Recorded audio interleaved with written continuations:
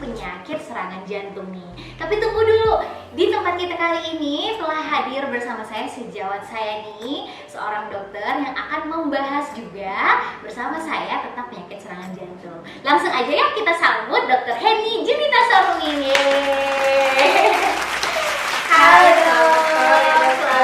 dokter, apa kabar? Baik, Dokter Fatia. Terima Dokter kasih. Fatia, apa kabar? Aku baik banget dan terima kasih atas kehadirannya di kantor Pro Emergency pada sore hari ini. Langsung saja ya, kita perkenalkan. Langsung aja dok, silahkan. Oke, perkenalkan nama saya Dr. Heni Junita. Saya dokter teman sejawat Dokter Fatia dari Bengkulu. Dan kali ini saya datang ke Pro Emergency untuk menjawab seputaran Q&A kita tentang serangan jantung.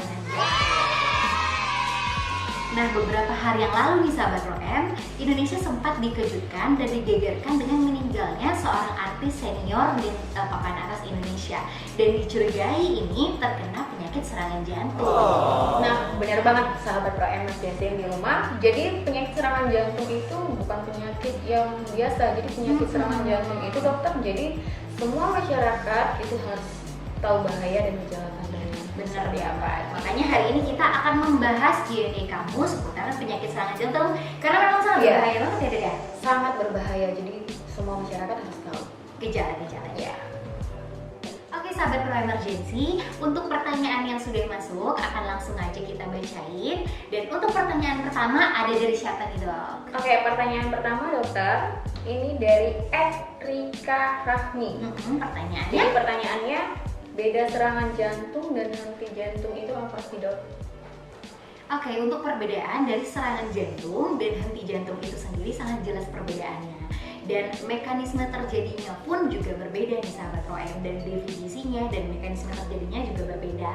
Yang pertama, untuk serangan jantung itu diakibatkan oleh berkurangnya suplai oksigen ke otot jantung disebabkan karena berbagai hal, termasuk karena sumbatan dari pembuluh darah di jantung.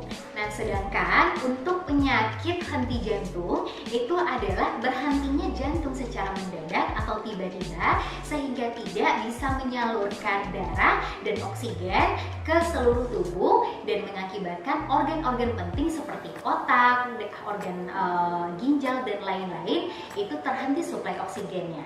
Seperti itu sahabat Pro-M. Nah, mudah-mudahan terjawab ya sahabat Pro Emergency, khususnya buat Rika Rahmi. Terima kasih buat pertanyaannya. Nah, pertanyaan berikutnya ini datang dari @niko_gonggong. Pertanyaannya kayak gini dok. Oke. Dok, sakit dada karena asam lambung dengan sakit dada karena serangan jantung itu apa perbedaannya dan gimana ya? Nah, untuk pertanyaan sakit dada karena asam lambung dengan sakit dada karena serangan jantung itu perbedaannya seperti apa? Jadi kalau untuk asam lambung itu sebenarnya bukan ke sakit dada dokter. Jadi lebih ke nyeri ulu hatinya sendiri. Dan sakit di asam lambung itu mungkin perasaan tidak nyaman di daerah rongga dada. Sedangkan kalau untuk serangan jantung itu sendiri, sakit dadanya itu lebih ke nyeri dada yang tidak bisa ditunjuk. Ya, jadi tidak bisa terlokalisasi dengan baik dari pasiennya. Dan gejala yang lain itu bisa berbeda dengan penyakit lambung sendiri, itu nyerinya itu bisa tembus sampai ke belakang, ke punggung belakang. Bahkan bisa sampai ke lengan dan ke bagian rahang. Mungkin seperti itu. Oke sahabat Pro-M, itu tadi jawaban untuk pertanyaan dari @niko_gonggong. Semoga terjawab ya pertanyaannya. Jadi nggak ragu-ragu lagi nih. Ini sebenarnya sakit lambung atau sakit jantung gitu dok ya? Oke, untuk pertanyaan selanjutnya dokter, Ya. dari @farbis. Benar nggak sih dok, tipe serangan jantung itu berbeda untuk laki-laki atau untuk perempuan? Nah, untuk pertanyaan dari @fardis nih sahabat Pro-M, apakah ada tipe perbedaan nih dari serangan jantung antara laki-laki dan perempuan? Nah, kalau kita lihat dari mekanisme terjadinya serangan jantung itu sendiri, mekanismenya adalah tersumbatnya atau berkurangnya pasokan oksigen ke otot-otot jantung dan mengakibatkan sensasi seperti nyeri dada. Jadi, memang secara mekanismenya itu tidak ada perbedaan yang signifikan antara laki-laki dan perempuan terhadap tipe dari serangan jantung itu sendiri. Tapi ini sahabat Pro-M, memang kalau untuk laki-laki faktor resikonya lebih besar karena biasanya laki-laki memiliki habitual yang kurang baik, yaitu merokok. Jadi untuk kamu di rumah jangan merokok ya. Jadi nggak boleh merokok ya dok? Ya. Oke sahabat Pro Emergency, untuk pertanyaan berikutnya ini dari Firmauli Sihaloho, orang Batak ya. Pertanyaannya gini nih sahabat Pro, dok, perbedaan serangan jantung sama GERD dong dok? No. Karena gejalanya kan serupa ya. Nah, sahabat Pro M, jadi untuk perbedaan serangan jantung sama GERD itu sendiri sangat-sangat berbeda ya dok. Jadi Iya. perbedaan itu, kalau serangan jantung itu seperti yang saya bilang tadi untuk pertanyaan yang sebelumnya, bahwa untuk serangan jantung itu sendiri dia nyeri dadanya itu tidak bisa ditunjuk Tidak oleh bisa jari. ditunjuk, Gitu. benar. Dan selain itu dia nyerinya sangat tembus ke belakang, sangat berat dan bahkan bisa menjalar sampai ke lengan. Rahang dan juga leher. Iya, benar ya. Lalu sedangkan untuk GERD itu sendiri, GERD itu rasa seperti sensasi terbakar atau panas di dada. Dan itu biasanya setelah sehabis makan. Dan itu juga biasanya ada mual-muntah, terasa asam, sendawa. Dan dia bukan nyeri dada yang tidak bisa terlokalisasi dengan baik seperti itu. Oke, jadi seperti itu nih sahabat Pro M. Dan untuk Firmauli Sihaloho, mudah-mudahan terjawab nih pertanyaannya. Nah, untuk pertanyaan selanjutnya dokter, ini dari Instagramnya @cacaadi. Wah, ini pertanyaannya agak-agak jauh nih dok. Kalau diserang masa lalu gimana dok? Masa lalu dengan serangan jantung ya dok. Nah, untuk Caca Adi nih, tergantung sih sebenarnya gimana cara kamu menyikapi masa lalu kamu yang tiba-tiba menyerang kamu nih Caca Adi. Jadi kalau misalnya kamu bisa mengantisipasi serangan masa lalu kamu dengan baik, mungkin nanti akan mengurangi stres dan beban pikiran kamu. Tapi kalau misalnya kamu juga bawa stres itu masalah atau serangan masa lalu, nanti akan menyebabkan serangan stres oksidatif nih di organ-organ kamu yang nanti takutnya akan memperburuk kinerja jantung kamu, Caca Adi. Jadi untuk kamu di rumah yang memang lagi dalam serangan masa lalu, jadi kamu harus tetap calm down ya dok ya, mencari masalah terbaik dengan kepala yang dingin. Oke, untuk pertanyaan berikutnya nih dari kamu sahabat Pro M, dari Ika Novaza. Nah pertanyaannya kayak gini nih dok. Ya, gimana? Dok, serangan jatuh cinta jantungnya itu pada gimana? Nah, buat sahabat Pro Emergency, yang pertama ini buat Ika Novaza bertanya tentang serangan jatuh cinta, jantungnya jadi gimana dok? Jadi begini, kalau jatuh cinta yang pasti itu jantungnya pasti berdegupnya tuh sangat kencang. Iya, apalagi lagi deket sama si dia. Iya, bukan lagi itu pasti cepet banget Lagi detak gatel jantungnya. si dia Iya, juga. iya. Jadi tapi kamu harus tahu sahabat Pro M, jadi ketika jantung kamu berdegup kencang seperti itu, kamu harus tahu apakah itu disertai misalnya dok seperti tiba-tiba kan bisa kan ketemu pasangan atau orang yang diabetes terus tiba-tiba pingsan, Bisa jadi. itu bisa jadi. Yang kedua, atau kamu bisa keringat dingin, lalu yang kedua kayak sesak nafas, dan itu merupakan tanda bahaya dari degup jantung yang cepat. Oh, Jadi, gitu. wajib harus ke IGD dong kalau seperti itu. Oh, jadi untuk kamu di rumah ini yang memang lagi jantungnya cepet tapi disertai sama apa tadi dok? yang pertama misalnya penurunan kesadaran atau pingsan. Pingsan. Yang kedua sesak nafas. Sesak nafas. Atau yang ketiga bisa nyeri dada. Mhm. Atau yang keempat ada keringat dingin. Mhm. Dan itu wajib harus ke IGD. Wajib nih ke rumah sakit terdekat atau dokter kamu terdekat ya. Nah dok, ini ada pertanyaan dari sahabat Pro Emergency dari @vn Pohan. Apa penyebab seseorang pola hidup sehat tapi kok tetap kena serangan jantung dok? Nah sahabat Pro Emergency, terutama pertanyaan dari FN Pohan nih sahabat Pro Emergency. Jadi sebenarnya memang pola hidup sehat itu sangat dianjurkan untuk setiap orang agar terhindar dari penyakit-penyakit serius termasuk penyakit serangan jantung nih dok. Nah tapi memang sebelum menjalani pola hidup sehat itu kita harus tahu dulu riwayat penyakit pasien, kondisi pasien sebelum menjalani pola hidup sehat. Nah takutnya nanti salah kaprah. Seseorang dengan penyakit tertentu dia menjalani pola hidup sehat selama 1 minggu, tiba-tiba kok terserang serangan jantung kayak gitu ya. Nah itu tetap tergantung dari riwayat penyakit orang itu sendiri. Memang bagusnya check up dok ya. fungsi jantung kamu, check up apakah memang ada penyakit penyerta yang menyebabkan tiba-tiba seseorang itu bisa terkena serangan jantung gitu. Oke sahabat Pro Emergency, kita akan lanjut nih ke pertanyaan berikutnya yang akan dijawab sama Dr. Henny. Itu pertanyaan dari Tiara Dwinda. Pertanyaannya kayak gini nih dok. Dok, pola hidup seperti apa yang harus kita jalani agar terhindar nih dari penyakit serangan jantung?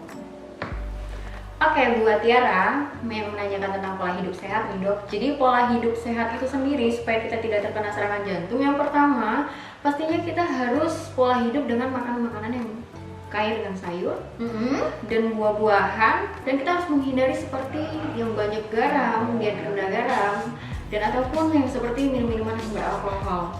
Dan bisa juga seperti gaya hidup yang seperti olahraga. Jadi kita itu harus dianjurin olahraga untuk 15-30 menit dalam satu hari. Seperti itu. Nah, buat pertanyaan selanjutnya dokter dari @waterbird18.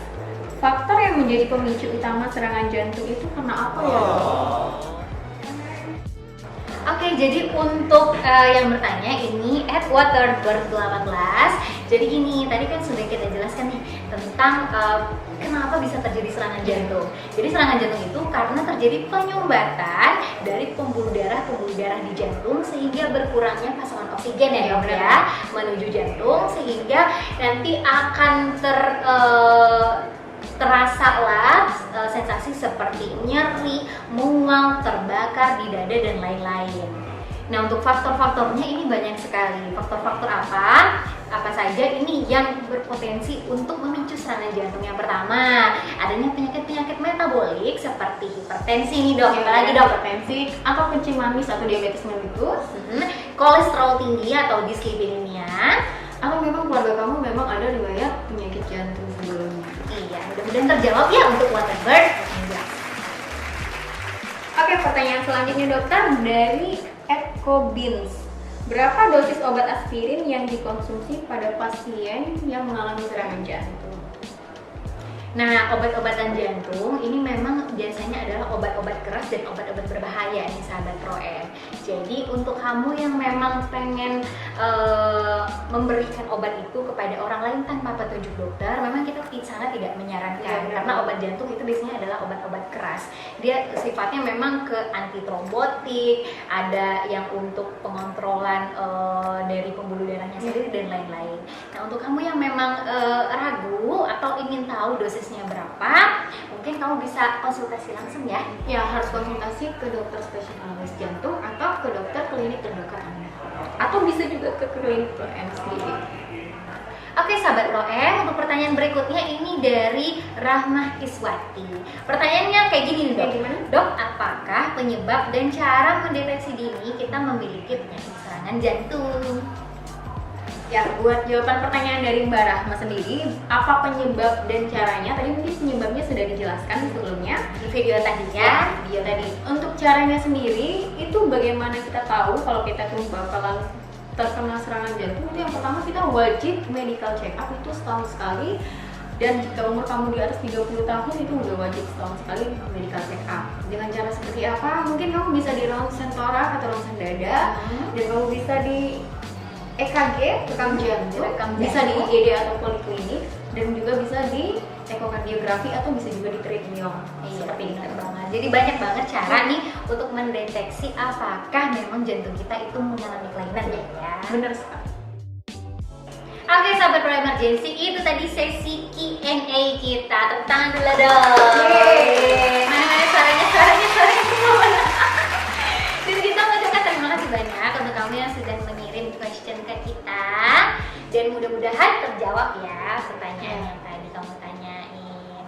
Oke, dan kami mohon maaf juga nih untuk pertanyaan atau teman-teman yang namanya nggak bisa kami sebutin satu-satu. Jadi sebenarnya banyak banget ya. Banyak banget. Pertanyaan yang udah masuk itu banyak banget, tapi umumnya dia ada yang mirip-mirip atau sama-sama. Jadi mungkin bisa terjawab ya dari yang udah kita jelaskan tadi.